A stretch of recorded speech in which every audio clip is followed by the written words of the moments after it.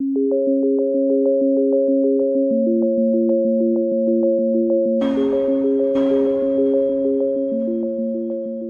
to this next podcast episode, and I want to introduce you to an amazing human being. This is Ryn, and I've only recently come across her, but I'm blown away. Ryn is an artist and an illustrator who's passionate about teaching women how to draw in a fun, down-to-earth way so that they can find their confidence to express themselves. She's now on a mission to help women discover their inner warrior and heal their traumas so that they are empowered to live life on their best terms. We're going to talk a lot about it, but she's got a fantastic workshop that launches on the 7th of June called Celebrate Your Story Workshop. And I stumbled across you by accident, and I am so pleased that I did. Welcome to the podcast, Ryn. Thank you so much. That was an amazing intro. Well, I was lurking. I've got little bits off your website and your Facebook page and everything. But the more I read, the more I just want to know your story. Oh, wow. Thank you. Well, I've been doing these art journals. I call them illustrated journals just because I draw and I write at the same time. I kind of pair those together. But people understand the word art journal better. And it is an art journal. It really, whatever you want to call it. But I've been doing it for over a decade. Wow. And it's really been life-changing for me. I've been through a lot of stuff in that short amount of time, actually in less than 10 years. I had a really, really awful pregnancy. I weighed less pregnant than I did before I was pregnant. Wow. Or had an early labor that we were able to stop, really strict bed rest. And I barely made it to 37 weeks. And then my son was actually compromised. So I was having an emergency C-section to save him. And that was probably the most terrifying thing I've ever experienced. Yeah. So thankfully they saved him, but I was on the table for quite some time, I was told. But I was all right. And I had many surgeries that followed that because that messed my body up. And then I discovered I had endometriosis, which explained a lot of things prior that had, and then life was getting better. And then 2018, my entire world got thrown upside down, and I was 38 years old being diagnosed with breast cancer. So it was shocking. I was a really healthy woman. I worked out, I ate well, I did the things you're supposed to do. And 38 years old, you're not supposed to be getting breast cancer, but I'm trying to blow that misconception off because you go to clinics and it's always much older women, and that's not the reality. It's just not.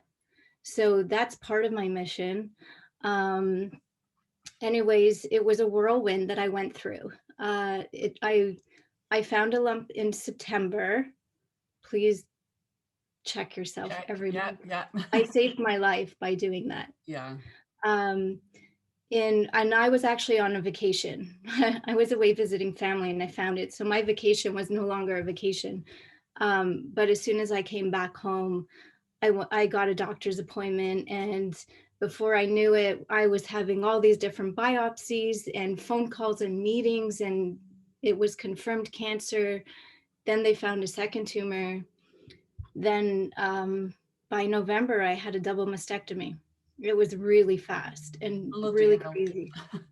Yeah, it was really crazy.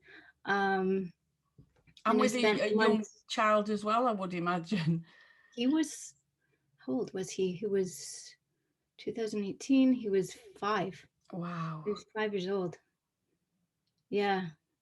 And it's just us. So it's me and my husband. We had 2 dogs and my 5-year-old at the time, and everything was on my husband. We have no family here. So it was hell. Yeah. Literally. I can imagine. Yeah. Well, I can't imagine really. I can't imagine what you were going through. Yeah. Just everything, yeah. The best way I can explain it is all of a sudden you're inside of this tornado and everything spins so fast. You don't even know what the hell is happening. Yeah. So I had the double mastectomy. I was having like months on end recovery. I remember waking up in the hospital. I had to stay there for a couple nights. And before they could discharge me, I had to be able to walk down the hallway. Yeah. And a nurse came in with a walker, like you see with, elderly people. Yeah. And I looked at her and I go, "What is that?" And she goes, "It's for you. You've got to walk down the hallway." I said, "Well, I don't need a walker. Like, what are you talking about? Like, let's go." Right. And then I realized I couldn't get up. She had to get me out of the bed. I couldn't stand. I couldn't hold myself up. I needed the walker. Yeah. And that was devastating because I'm very strong-willed. You And come all of a across as sudden, strong-willed. Yeah. You must be to be where you are today. thank you. Yeah, all of a sudden, reality hit Yeah. that I couldn't hold myself up. And my husband said it took me somewhere between 20 and 30 minutes to walk down a stretch of hallway that would take any person a minute, 2 minutes maybe. Yeah, that was pretty defeating. Um, but when I'm put in a situation like that, my horns come out and I'm just gonna get through that one way or another. I'm not backing down. So thank God. Relative to time, we're only in 2021 now. This was not a long time ago. This is relatively recent that you went through all of Yes. this. So I had 2 surgeries because the original plan um, was to have the double mastectomy, and at the exact same time, my reconstructive surgery was going to go in and do the implants, Yeah. and I'd be done. Yeah. But it didn't go to plan. My body was not on board with that. So instead, they had to put in what's called expanders. And what those are, the best way I can describe it is it's a hard plastic that you will eventually, over time, very slowly expand these so that your skin and your chest wall can come back out. Yeah. And it takes time and it's very painful. But it's necessary in order to get those implants in. You have to have the space. Yeah. And my body was too tight. It wouldn't accept it. So that was plan B. So that was another surgery after that. Yeah, so for a long time, I lived on my couch. And I literally, my orders from my doctors were you're to do nothing but rest. And I don't know how to do that. Yeah. I'm up at 5 and I go all day long until the evening. And once I slow down, then I'm done. But I can't sit and do nothing. It's not in me. So I didn't really know what to do with that. And that's kind of where these books come into play, because I couldn't stand watching hours on end of TV. So I started researching. For so long, can't you? Before it's Right. And then you've watched everything that's of interest yeah. and you still have time Yeah. to kill, So I had enough strength at eventually where I was able to use a TV tray that was over me so I could put my arms down on it because I actually couldn't hold my own arms up. And however much time I could do. Oh, wow. I'm sorry. Don't worry. I don't even know how to. Hold on. Is it coming through your computer? It does that with Yeah. Okay, where are we? Yeah, I'm so sorry. That's fine. How do I get back to you? There you are. Sorry. Yeah, so I was able to use the TV tray to support my arms, and little bits at a time I would draw and write. And sometimes I could only do it for 5 minutes, 10 minutes, and I'd be exhausted. Yeah. But I could do it. And being a person, especially a creative person, an artist, I needed that. Yeah. If I didn't have that, I would have gone nuts because I couldn't paint, and that's what I did. Yeah. So little by little, I would draw whatever I could draw, and actually I would draw the meds that I was on, or I would draw the drains that like were attached to me at the time that were just yucky, and I would write about it, and I described my entire journey from the diagnosis right through to victory. And I also had the opportunity to do a ton of research and learn about what I was dealing with. Getting into food stuff, like pages and pages of written research, which isn't typical in my other books. But because of what this book was, I took that opportunity to learn as much as I could. And I think it's really important to mention, I label every one of my journals. And this one I labeled Surviving Cancer, because it was said in my head that I was not surrendering to this. It was fight mode, and that was it. So this was, explaining the different kinds of breast cancer, what I had, being diagnosed over here, and what it all meant. And so all of my the information that you've got in there as well. So this is the part where I journaled about the medicine that they had me on, like all the the meds, the drains, and then I would write about it, and it allowed me to express myself and get the stuff out of my body, because if we don't allow that to get out, it just manifests into other things.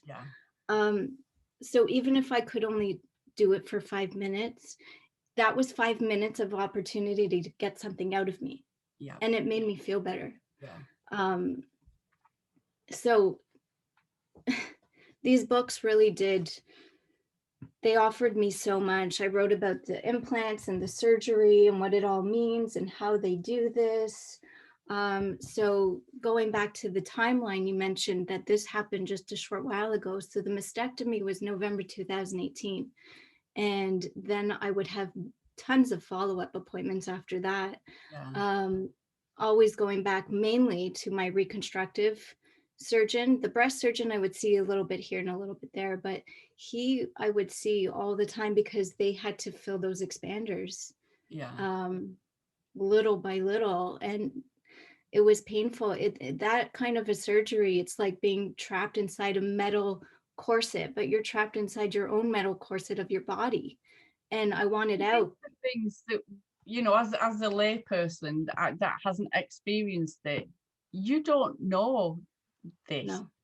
When people talk about reconstructive surgery, you just think it's quite simple, and for some it might be, but for others it's a long process. My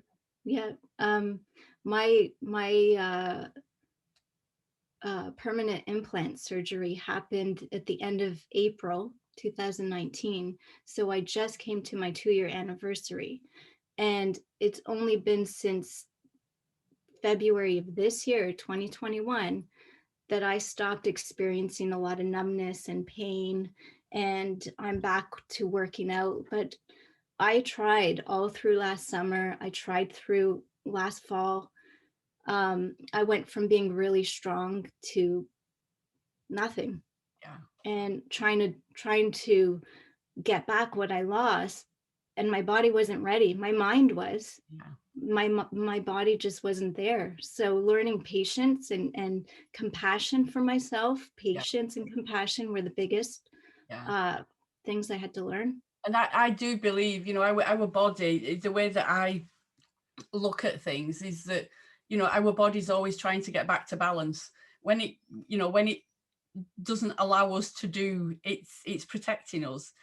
So like you say, your mind was ready, but your body just wasn't. It was kind of like, Ryn, come on, just give yourself a break, give yourself a rest, take some time out, do some self-care. And it's difficult when your mind is doing something other than what your body's trying to tell you need. Yes, I will tell you, and I've said this so many times, I will never say that it was a blessing. I will never say that. I don't wish this on anybody, but I will absolutely tell you that cancer was the biggest teacher I've ever had in my life. And my entire life has changed, but it changed because I took that opportunity to decide that this is time to evolve. What was happening before is not serving me in this moment. I need to change, or I'm not going to make it. And you really just have to. If you want to get to the other side, there's a lot of things you need to do. And self-care was massive. my entire mindset. I had to learn. I've been doing affirmations for over 2 years now, completely rewired that inner dialogue, which is huge. Yeah. I'm a very big advocate on that. Yeah. A lot of I work a lot with people that, you know, and I'm not, I try not to be critical, but when I work with a lot of people that suffer from anxiety, but they go in anxiety groups that talk an awful lot about anxiety. And it's not always helpful. Yes, we've all got a story and it's okay to share it. But when you're immersed on it a lot, I came out feeling anxious and I don't suffer from anxiety. So yeah, it's about being around positive mindset. You know, yes, that's massive. it is because it all really starts with that voice that we all have in our head. And if that voice isn't speaking kindly to you, Yeah. it's just going to keep you in that whirlwind. You're not going to get out. Yeah. And another thing with my journals and why I want to bring this to people too, especially, I'm glad you mentioned anxiety. I take my book with me. I mean, pre-COVID. Yeah. So if people going through, if they experience anxiety, they don't like being outside of their home, they don't like being in a place where maybe there's too many people and they start feeling those anxiety things, Yeah. anxious feelings and all. These books and drawing, it's such a meditative thing that I'm teaching people in my drawing class, that if you just take that book with you, you now have an opportunity to open this page, draw whatever's in front of you, doesn't matter what that is. It will allow you to completely zone everything out. Yeah. Nothing exists when you draw and you really kind of focus on what you're doing. It's an automatic meditative mode. Yeah. And I that refer will to calm that as, your entire system down. yeah, 100%. I refer to that Yeah. as being in the here and now. We're not Yeah. worried about the future and what if this happens. We're not in Right. the past. And It's an anchor. yeah, exactly. And Yeah. for me as well, there's something about, I talk with my clients and sometimes they think I'm a bit off the wall. Well, you know, what is she talking about? But to give their anxiety a form and a shape and a color, give it some structure so that you've got something to, you know, to pin the feelings on, because we can't be anxiety free. It's part of us as human beings, you know, the fight and Right. flight, we need it. But befriend it, because it's doing its best to keep you safe. It's not out to make your life a misery. You Right. know, but one woman said it looked like a black cat with massive eyes. So, you know, for them Oh. to be able to draw that and to get used to it in a different way other than just fear, I think would be massive for some people. I agree. I do agree. And that's very fascinating that she can actually give it a face, because if you can give that a face, then you can get that face out of your head and put it in your book. And now you own that. Yeah, It isn't new. yeah, yeah. And Yeah. it's amazing how, you know, people think, well, why drawing a picture? What's the point? How is that going to work? But the transformation that can give you and help you, like you said, just focusing on the things around you, it grounds you. Yes. It It takes you out of all that, oh my God, I'm panicking, I'm, you know, whatever it is, even depression. You know, if somebody can draw what their depression looks like or feels like to them, right. it's a way of moving forward with something instead of being stuck. Right. And I mean, you just hit it on the head with what I'm trying to do. Because I realize these are, I mean, I've been doing this for so long that to me, this is just automatic. I've drawn my whole life, Yeah, but it's not about the drawing. It's not about the quality. It's not about any of that. It's just about um, getting it into a habit. This becomes your outlet now. You have a real tangible thing. You can carry it, you can take it places, you can make it whatever you want. There is no rule, no judgment, no nothing. This is completely yours. It can be completely private or you can be very public. I yeah, put mine out there publicly because I want to help people with it.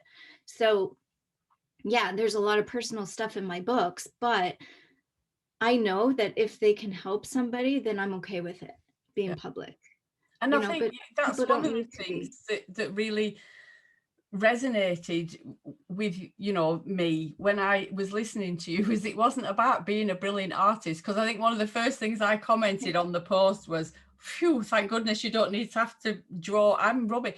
My auntie in Australia is a really good artist. She's had exhibitions out there. I've got an uncle that was a fantastic artist and well known where I live, and the gene skipped me completely. I am rubbish. No. The fact that you I think last time I watched you were drawing a cupcake and I can't even say it, cupcake, and you were saying it was wonky, and I just loved that. It's like there's no judgment, there's no criticism. I mean, yeah. So I've been doing that drawing class for a little while because people want to learn what I'm doing, and it starts with the drawing, but it's not, the drawing is not the thing. It's just learning how to get stuff out of you, and I use that as the tool. That's the tool. Yeah. That's why I have one rule. Well, I have a few, but my main rule is that we don't touch pencils, because when you commit to a pen, a marker, I don't care what you're using, as long as it's not a pencil, not only will you progress faster because you don't have the safety net of erasing and trying to go again and erasing, and because it's not perfect. We don't play the perfect game because it doesn't exist. That will hold you back. So I throw that away. And I want people to know the goal is actually to draw quirky, to draw wonky, to make your mistakes, because that's where you're going to learn, and that's so unique to you. You saw my cupcake yesterday. I've been drawing for as long as I've been living. I made a really wonky cupcake. You can Like swear super if you wonky. want to. There's no, you know, censorship on this. But Yeah. I Okay. loved your cupcake. I was trying to explain like that I was excited it was wonky because it actually also makes the drawing much more interesting, Yeah. right? So there's a lot of reasons to my little bit of madness, but the goal is to, a lot of people have this misunderstanding that drawing has to be perfect. And I looked at drawing books before I launched my drawing class for everybody, and I realized people get freaked out by drawing because of how it's presented. Yeah. It's very technical, Yeah. perspective. My thing is, honestly, unless you're an architect and your drawings have to be perfect because people's lives are depending on them, Yep. then throw that shit out the window. We don't do it. Yeah. My way of teaching drawing, my number one goal is for it to be fun, because it should be. I've never come across any kid who will say, oh, I can't draw. They just go for it. Yeah. And they have fun and they have no attachment. Yeah. And that's what I'm trying to bring back, because we all had that too. But then you, like you mentioned, you kind of go through the paces of life, and at some point we abandon it because it's like, that's what kids do. It's not what grownups do, or, you know, I'm too old for that now, or whatever. Yeah. But no, that this is such a key to joy and to working through life. And there's so much goodness in these books and knowing how to do this. And I just teach people to use your eyes and trust what your eyes are showing you and allow your hand to follow. And it's really that simple. Yeah. We don't need to know about shading and where's the light source and the horizon lines. And no, like, it does not have to be that complicated unless you're in an art class or whatever, that it's like you have a specific end goal. The end goal for my class and what I'm trying to bring to people is for people to be able to express themselves. Yeah. So if they're having a great time in life, that's awesome. Put it in your book. They become time capsules of your life. You're the only person that's you on the entire planet. Your story matters. Tell it. People want to read it. Your kids would want to read it, whatever, right? But if you're also going through a really rough time, put it in your book, because it's part of your story. But you'll also, there's so many good things. It gets it out of you, number one. But also, I've gone back to this book about my cancer battle, like now being 2 years that I just passed my 2-year anniversary. And I look at it going, holy shit, look what I did. Yeah. it just helps you realize how far you've come, even when you feel like you're not sure you can take that one more step forward. You're so exhausted. Yeah. And I Because think, it's a a book lot of form. clients use journaling, but again, I've got nothing against journaling, but to be able to have a pictorial representation of whatever it is, and when you showed the people that are listening on the podcast won't know this, but you showed a picture of your medicine bottles. And when you Yes. were talking about doing things in your everyday life, if you were at the pub, you could draw the glass of beer that you're drinking. It's not like you need to find the perfect landscape and go No, out and walk for miles, or it's literally any object. anything. That's the whole point. It's to see, I'm trying to bring magic into the ordinary. And that's why in my drawing class, we draw like really hilarious stuff. I had people draw a toothbrush. Like, Love who it. draws toothbrushes? Because how many people in the world, and I hope the answer is everybody, brushes their teeth? Yep. What, do they know what that toothbrush looks like? No. Yeah. Because we're busy and we're not looking at stuff. But when you actually stop and you look at something, there's a certain magic in it. Yeah. You know what I mean? And now everybody who's done that toothbrush exercise, I'm sure they look at their toothbrush differently because they took the time. Yeah. And And that's it it. sounds We're crazy. always rushing. I've got Yeah, a 3-year-old grandson, and I look, you can't rush him for anything. Do you know, he does run around a lot, but he stops and looks at the most tiny things on the floor that catch his eye, and he'll be so curious about what it is and where it comes from and how did it get there. exactly. And we're usually rushing along and we just miss so much. Exactly. I'm a big believer that animals and children are our biggest teachers as grown-ups or adults because they see the world through such a different lens as we do as adults, and we see it through a different lens because we kind of grow up through a society thing. Yeah. It's just the way it is. Yeah. But they see the magic in the ordinary. Yeah. They have the curiosity and the fascination, and they're always in the now. Yeah. And Yeah. that's the key. And these books, by drawing your life, it doesn't matter what you're drawing, you're stopping everything to just be in that one moment. And there's so much power in that like some of these books, I'll show you this one here. When my son was 2, Oh, wow. What a he lovely loved these memory to have. toys. Yeah, I've drawn tons of toys that my son played with. And Yeah. I go back to this is years ago.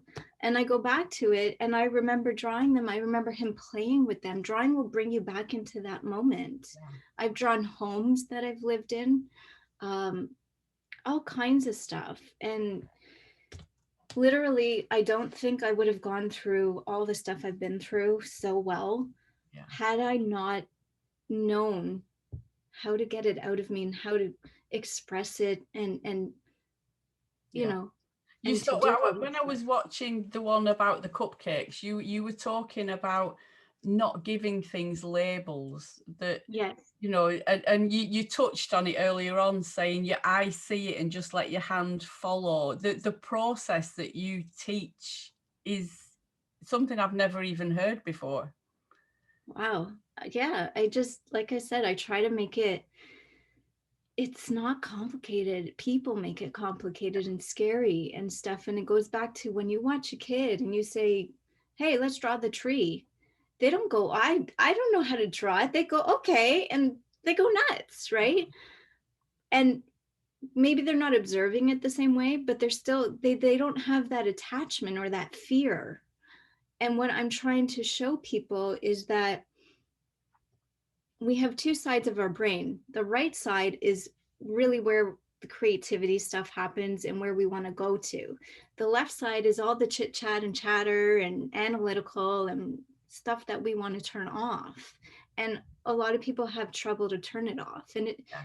it can be a challenge. I have trouble to do it as well. But what I'm trying to show people, the trick, and to really get into that meditative zone quickly, is by learning how to turn off the noise And the way that I have found to do it time and time again in seconds is by looking at something in front of me and just looking at it with my eyes and allowing my hand to trust what my eyes are saying, not what my brain is. And when I stop labeling something, because we're human beings, it's just part of our Yeah, nature to yeah, put labels on everything. yeah, So if I'm drawing a dog, like I have two dogs, I draw them all the time.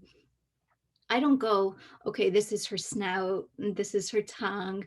I start turning words into, okay, the line moves up a little bit like this, and then it curves to the right, and then back down. So then that gets bored. That chit chat in my head starts to get bored because I'm not listening to it anymore. I'm overriding it with direction, not a label. yeah, So it gets bored and goes off into something else and turns off. And that allows me to fully shift into that moment and that zone, if you want to call it, that yeah, creative zone, that everything, literally I could be drawing something. I don't know how much time I've spent drawing it because I've just turned time off. yeah, I don't know what's happening around me sometimes because it's all turned off. It's just me and that thing. That's it. And it's an incredible feeling to go into that kind of a place, yeah. you know? And like you And said, healing as well, you know, very, if people have been through trauma in the past, it's a wonderful way of healing, whether you want to, you know, I see clients and some clients want to go from here forward. And I know my life isn't the best that it can be. So I want to go from here forward. And it's all about goal settings and solutions because they don't want to open that box. They don't want to go backwards. And that's absolutely fine. But other clients, you feel the need to go back and open that box and explore it and, you know, try and work it out the best that they can. And, you know, I would imagine this is fantastic for healing and working absolutely. through things. Yes, I've been through all kinds of stuff. I went through a car accident. I don't know how I walked away from without a scratch on me because I probably shouldn't have. I had my journals. Um, I had to retire from a previous career because of the car accident. I had my journals to work through it. Yeah, Um, I've I've lost two of my dogs, you know, old age. I've journaled through it. That's how I dealt with the grief. yeah, You know, stuff, but it's it's so much. It's like it's helped me through so much dark stuff and trauma and things that were really bad. But it also, you know, now we've rescued another dog and I just celebrated our 1 year with her. So it's also to celebrate really good stuff. I don't want yeah, people to just get stuck in the negative, yeah, but absolutely, if they're willing to open themselves up to it, whatever they're willing to kind of invest into themselves is what they're going to get out of it. yeah. Because I'm thinking, you know, some people don't want to talk. And this is a brilliant way of processing things personally and privately. You know, it's not going Yes, to therapy and seeing a therapist. And not that that is a bad thing, that's my day job, but you know, some things they don't want to share, but it's locked inside somewhere. And I would imagine, you know, journaling, art journaling, drawing is a way of just letting, like you said, get it out, put it on paper. yeah, we're naturally, I mean, human beings are creative beings. Yeah, I've never met a kid that doesn't love to color, that doesn't love to scribble, that doesn't, you yeah, know, do something, because it's such an amazing form of how we express. yeah, And art goes back to as far as we do. yeah, 100%. So whatever comes out, it just it's really just allowing yourself to try this Yeah. And and that's see what it. happens. You know, one of my big words, I'm not sure if you can see it, or if I put my camera down a bit, on my sign behind me, it says, be curious. That's what I say to everybody. You don't need the answers, just be curious. And I think Yeah, that's what it is with children. They're not judgmental. They don't criticize themselves. You know, every picture is the best one they've ever done, and put it on your exactly. fridge, and it's wonderful. Exactly. They don't have the Have, ego yet. yeah, 100%. We all have that in ourselves. We don't lose it. We don't miraculously, you know, there isn't a time in our life where we lose that ability. We think we do, but it's Yes. still in there somewhere. we don't lose it. Yes, I actually go into that. That's a whole other area that I do go into in my program, and it's inner child work. And really, a lot of what we lock up goes back to our inner children. Yeah, yeah, And this is an amazing way to pull that stuff out and heal the inner child in us, because, like you said, we all still have this little kid inside of yep, us. yep, But a lot of us either don't know how to connect to them anymore, don't want to, don't think it's okay to. Whatever the reason is, it's still inside of you. And I really truly believe that if you don't allow that part of you to heal, you can't be a full, healthy, happy person. yeah, You just can't. It's such an important piece. yeah, And it has to be healed in order for you to make progress forward. yeah. And that So I fits have a so whole, well with my, so you know, I'm trained in transactional analysis, which is the parent, adult, and child ego state that we all have in us. But you know, the theory that I work with is that our child ego state, it can be split into two, and we've got the free child and the adaptive child. So sometimes, even though we are in our child ego state, we're very adaptive. You know, we don't break the rules or push the boundaries, but when we connect to that free child, you know, the one that when it's autumn and they go running through the leaves, kicking them and splashing in puddles, which we can all still do as adults, it's yeah, magical. The it world is. seems such a better place when we're in our free child. So yeah, to be able to connect with that is wonderful. I think you're doing some fantastic work. I really do. So tell Thank us you. about your workshop that is launching next Yes, week. What do we it get? is. So the workshop happens inside of my Facebook group, where I actually have the free drawing class every week as well. So that's Monday, June 7th Yeah, through Friday the 11th. The whole week is free. There's a registration in there because I have put together a workbook. So all people will need is the workbook and one pen and some crayons or pencil crayons, whatever. That's it. And I am literally going to show people every day a part of my process, how I do this, so that they can start doing it for themselves as well. And I break it down. Like I said, I try to keep my approach to be fun and very doable. It's not overwhelming. It's not technical. It's really just fun. yeah. And I've found such immense joy in my books and so much help that I just strongly want to be able to turn around and help other people now with this. Yeah. So that's the goal of my workshop, is to give this to people so And that they it's a can. massive gift, because I think Thank you. once you run with this, once you do this, the benefits, it's just layers upon layer of how you can use this in your life. And, you know, Yes, like you said, spread the word. I'm all for, if you find something good that works for you, then tell everybody else about it. So all the information I'm going to put in the show notes, that I'll put your email address and I'll put the link to sign up and everything in that, so that people can that would be wonderful. jump on Yes, board. And it thank you. starts on June the 7th, which is that Monday, June the It's a 7th. Monday, yes, to Yeah, Friday the 11th. So it's going to be live at 12 o'clock Eastern time, but there will be replay video in there as well. I do provide a homework exercise that if people are willing to do it, they'll get much more out of the workshop by doing the exercise. And they'll be getting my feedback personally the entire week. I'll be there. And they have to be inside my group for the workshop. That's where I host it. yeah, yeah, So if we could put the Facebook group, and then I'll give you the registration as well. Yeah, yeah. I'm really excited. Fantastic. I can't wait. I'm going to be there. Like I said, I shouldn't say Amazon, but my Amazon delivery has come. I've got my pens and I've got my note, and I'm going to be in there 100%.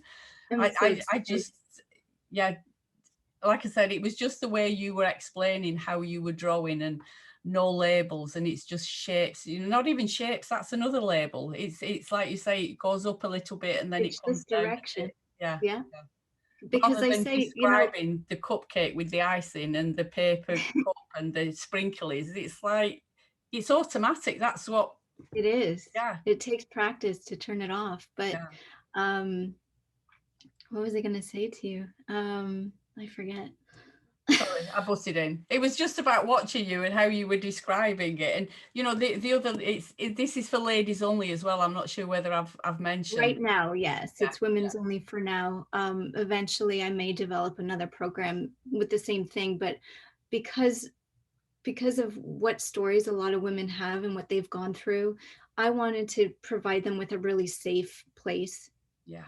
you know, so they don't have to worry about, sometimes it can be uncomfortable for people. So I don't want them to have all these other worries. I just really want them to be able to try this without all that other stuff. So that's why for now I've created as a woman only space.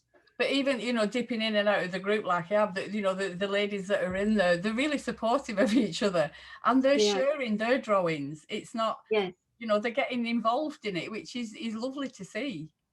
Yes, because I really ask them not to judge themselves or to judge anything else. And I always stress to them, like, I've been drawing my whole life. People look at my books and they're like, oh, you're drawing this and that, but it's not about that. And I mean, that drawing I did yesterday, to me, I was laughing at it because I'm like, well, that's the wonkiest cupcake I've ever seen. Like, I've never drawn one that wonky, but that was fun. Yeah. That's all I want. I want them just to have fun in it. And if they're willing to share it, then I always invite them to do that, because it also helps other people who maybe aren't ready to share their work but are doing it. Yeah. Yeah. Yeah, it's really important to me to have an environment there where everybody's just supporting each other. There's no judgment. You know, I want something really healthy and welcoming and nurturing. And that, you know, to be honest, that's what appealed to me. You like you say, art has been part of your life for so long, and yet you weren't, I don't know, that be perfect label and that be perfect driver that a lot of us have. You just shared your wonky cupcake and you were embracing it. And I love that. It's not kind of like, well, you know, you had a one done previously that you showed and like, here's one I did earlier. It's like, no, we see it in real time. You've Oh got yeah, your phone angled down on your yeah, drawing and we see it in real time. I love it. yeah. And it's funny because I don't talk when I draw, because two sides of your brain kind of battle when you do that. Yeah. But because I'm trying to teach, I'm talking. So my drawings always come out really interesting, which I think I get a total kick out of it, because Wow, is that the reason when you're trying to draw and talk that yeah, literally, do you know, our because brain your is such speech a, is coming from yeah, here, but your drawing is coming from the right. So your brain hemispheres, they're kind of fighting against each other. And that's why when I'm in a lot of my demos, I'll be talking and then I'll kind of be like, okay, hang on, I'm having trouble here, because like they're butting heads, that's you know, amazing. but it's But funny. I yeah, think it's great. it is. It did. Well, it was funny. Yeah, it was. I loved your walking cupcake. But again, it just takes me back to our bodies. It's amazing being a human being. If we embrace it, if we just let it do its thing and Yeah, stop interfering with the thoughts and, you know, be mindful of what we put in it and on it and in our environment, it will serve us well.